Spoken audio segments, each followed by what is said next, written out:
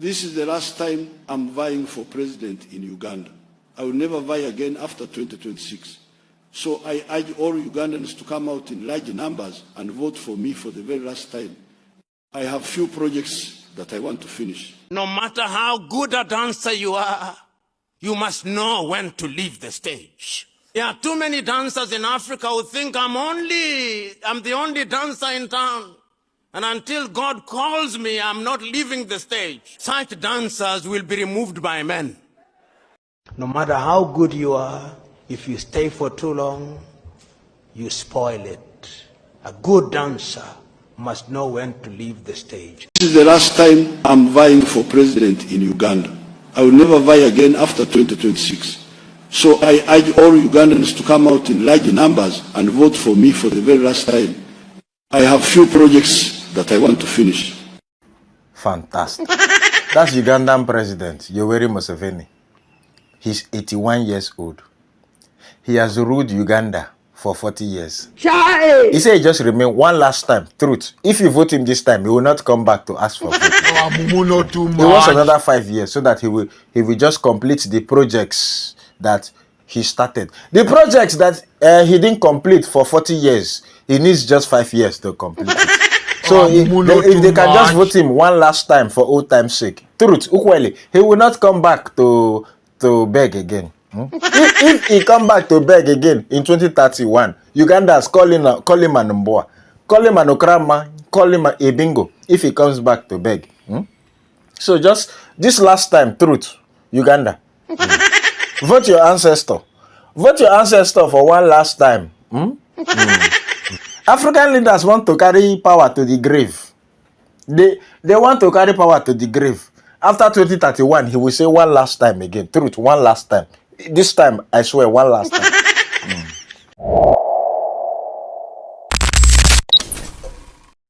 I've always told you guys, there is a problem with African leaders. Urging African leaders, to be specific, African leaders who took power after independence or some years after independence. These African leaders have got a problem. They are thirsty for power and they wish they were kings and emperors who will die in power and leave the seat to the son or the next daughter. That is what is happening in Uganda right now. The president of Uganda is urging the people of Uganda to vote for him one last time in 2026 because he hasn't been able to complete a specific project for 40 years. So he's swearing our life, give me this one last chance. There is a project that I haven't been able to complete in the last 40 years since I took power. But I swear if you give me these 5 years, I will complete them. That is thirsty for power. This man has been in power since the year 1986. Today, 39 years and counting, but still wants to vie for another 5-year term.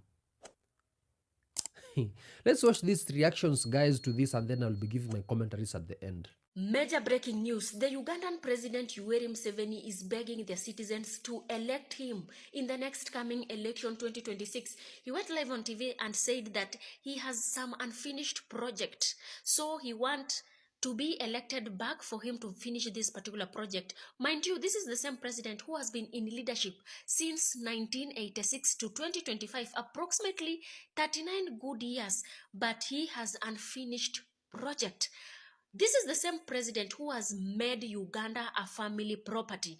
Talking of his son, Muhonzi, he is the chief of defense and military. Talking of his daughter, Natasha Museveni, is the governor of Central Bank of Uganda. Talking of his wife, he is the minister of education. And this is the mess that Africans are facing. He is not the only president doing this. Talking of what is happening in Togo, Fonya Simbe has been in leadership and he took leadership after his father. And this is what the Ugandan president wants to do. He wants after him, his son, Muhonzi, to take leadership. The same thing that is happening in Cameroon. The Cameroonian president, Paul Biya, wants to die in power.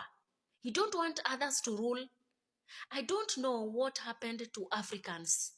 that you cannot live for others to rule. You want to overstay in power, making it a family property. What's happening with Africans? And matter of fact, there is nothing progressive these particular leaders have done in their own nations. I've just seen a video of President Museveni, 80 plus or something, begging his people, the Ugandan people, to vote for him one last time. This is a man that has ruled Uganda for 40 plus years, but he needs 5 more years to finish some projects. I'm sorry, what? In 4 decades, you didn't finish? This man has literally buried generations under his regime, but yet he needs 1 more term. You see, this is what happens when power becomes an addiction. When leaders stop seeing themselves as servants, but they start to see themselves as saviors. You know, this is not just about Uganda. This is an issue across the continent. I'm the only one who can do it. I need more time. There's no one ready to take over. No, African leaders, the people are there. You're just refusing to let go. True leadership knows when to exit the stage. Africa doesn't need more leaders. Africa doesn't need more rulers. Africa needs legacy builders. People who know when it's time to pass on the baton. And the people, is everything okay over there?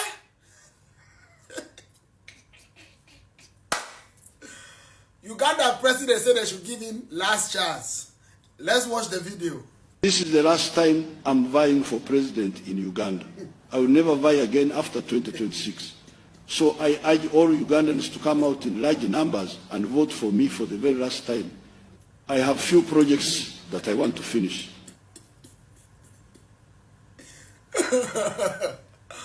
Alright, Africa. Where? Who do us like this, eh? Who do us like this? Who do us like this? You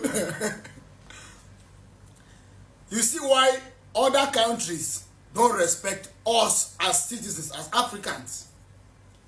Look at how our leaders are being. Mind you, this man has been in power since 1980. So I wasn't even born. Most of us were not even born when this man get in power. But he still have a project. The project is not finished. Uganda should come in numbers and vote for him. It's not about voting anymore. They just use this vote of a thing to just blindfold people. Because you cannot win them. They have all the offices in their pocket. Allegedly, they put the opposition party leader in prison. You cannot win them. They just use the social media to say, come in numbers and vote for me. Even if the whole Uganda vote for someone else, he will still win. He has project. Since 1986, you have a project. You are not done with the project. You haven't finished the project. It's this few 8 years you want to use to do the project. It's a shame. Sometimes it's a shame to be an African. Sometimes you look at yourself in the mirror, you really want to be an African because God bless us with melanin, bless us with nice skins, nice shape, strong body. But again, when you look around you, you don't want to be African because our leaders are clowns. They playing with us.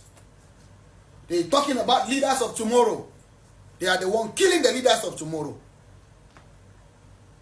Imagine, you've ruled for over 40 years. You didn't do nothing better. You didn't want nobody else to be in power. Even if you are a good president, why would you be ruling for 40 years?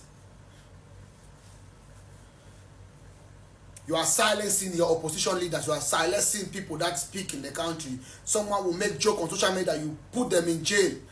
This is what is going on with African presidents. And a lot of countries is like this. It's a shame. Uganda people, I'm very sorry. I'm very sorry. It's the same thing going on in Cameroon.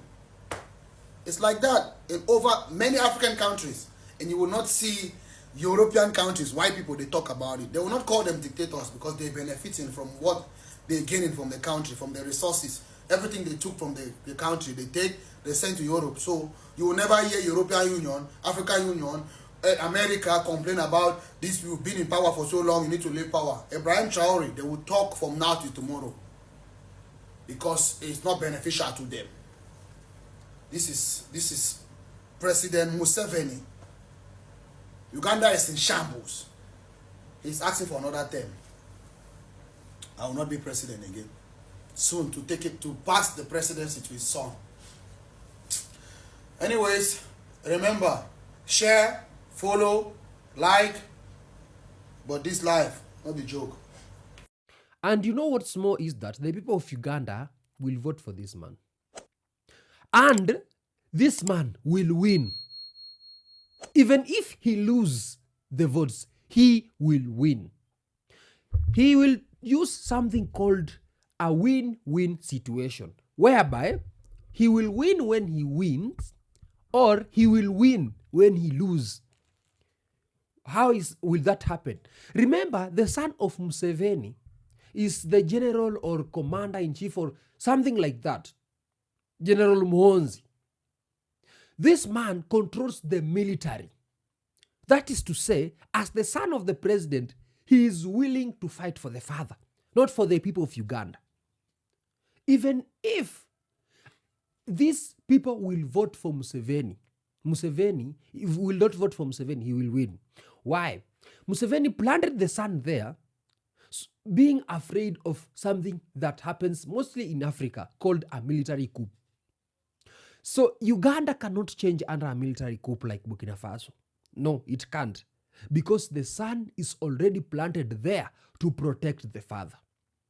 So the power in Uganda cannot be overthrown through a military coup. That is a win for Museveni. Number two, the electorate system and the voting system in Uganda is totally a sham. You can't tell me for 41 or for 39 years, the people have been just voting for him. He has all this voting system in his pockets. The people of Uganda are living in fear.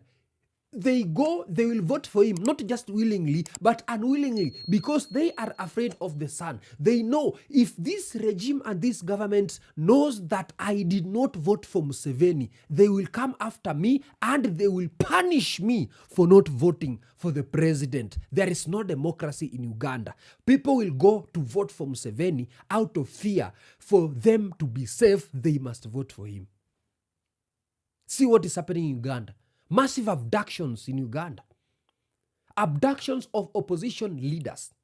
Attacking on opposition leaders.